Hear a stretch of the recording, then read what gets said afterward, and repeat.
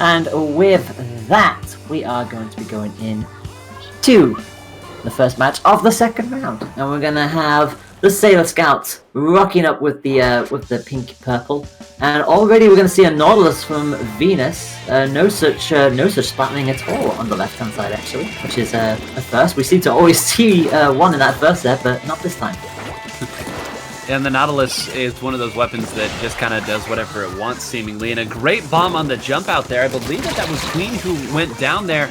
You only blame her for trying to go in and push that charger back, but Latias, of course, one of the more clever charger players you'll see. But this really is the difficult part of Clam Blitz on Piranha Pit, right? There's two people back here. One of them has the clam. They're not going to be able to really contribute to what's going on in the match in a large way.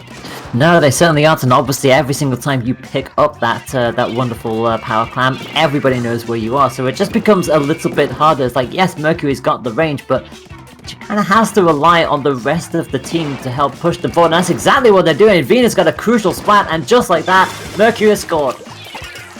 Great work, and this is the big one. Look at all of these clams here. This is going to be big points, getting positioned here for a little extra safety as well. The bubbles are going to allow them to pressure, but now look, they're out of clams, and this is what I was talking about.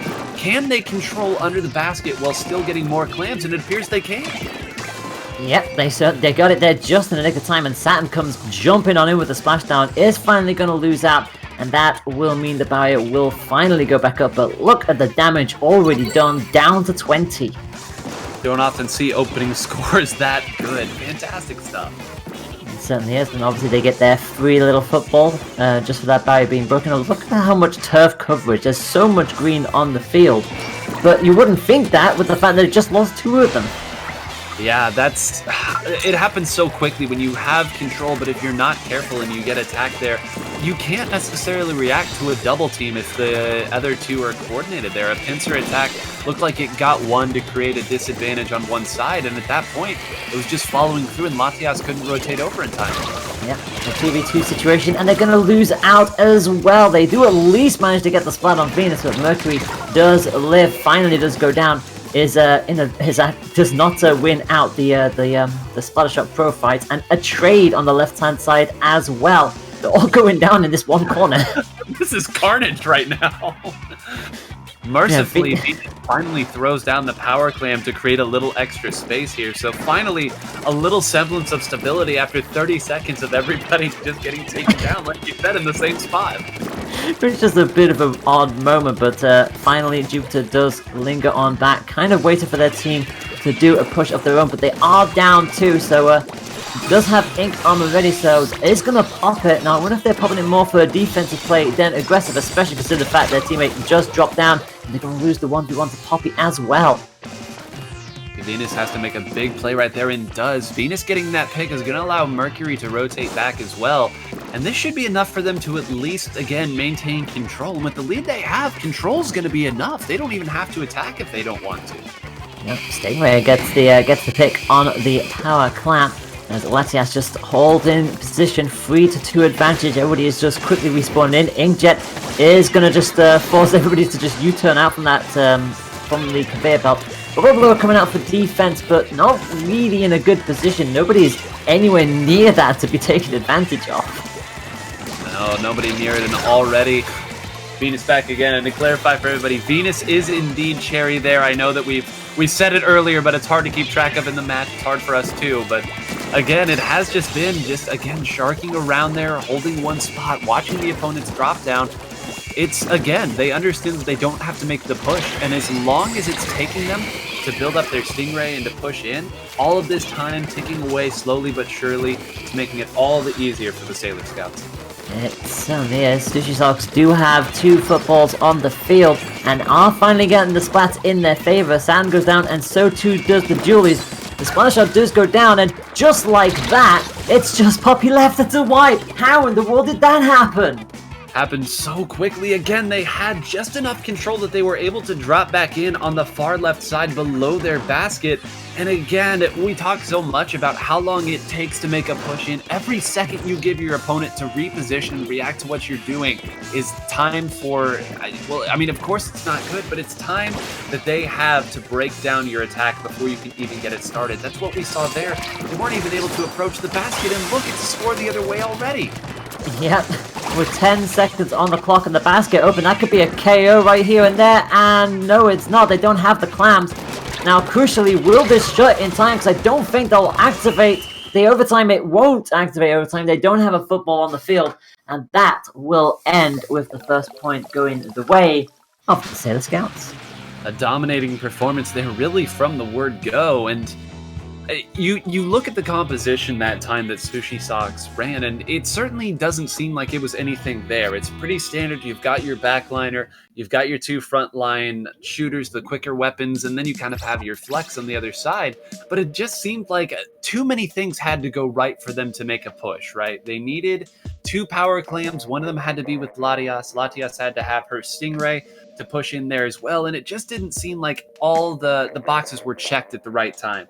But in Rainmaker, as we know, I'm sorry, we are on Rainmaker now. I'm getting too excited. I'm getting ahead of myself. I was going to say in Rainmaker, sometimes it only takes one box being checked, but in Splat Zones, of course, a little bit more measured, and I think this should be the map where Latias can really, really show her stuff.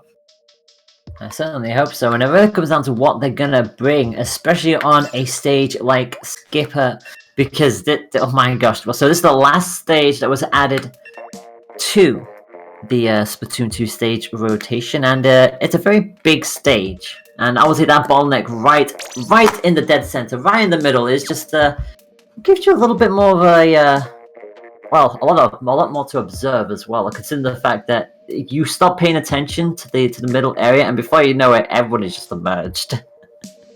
Yeah, everyone's just emerged, and but when you push up too, this is a map where you do sort of have to be cognizant of the fact that the opponent can come from two spots, but you have a lot of different ways to meet those threats. And if you get a full lockdown and just ensure that they don't push in with 2 or 3 specials, we see a lot of games here go from 100 to 0 with that first lockout.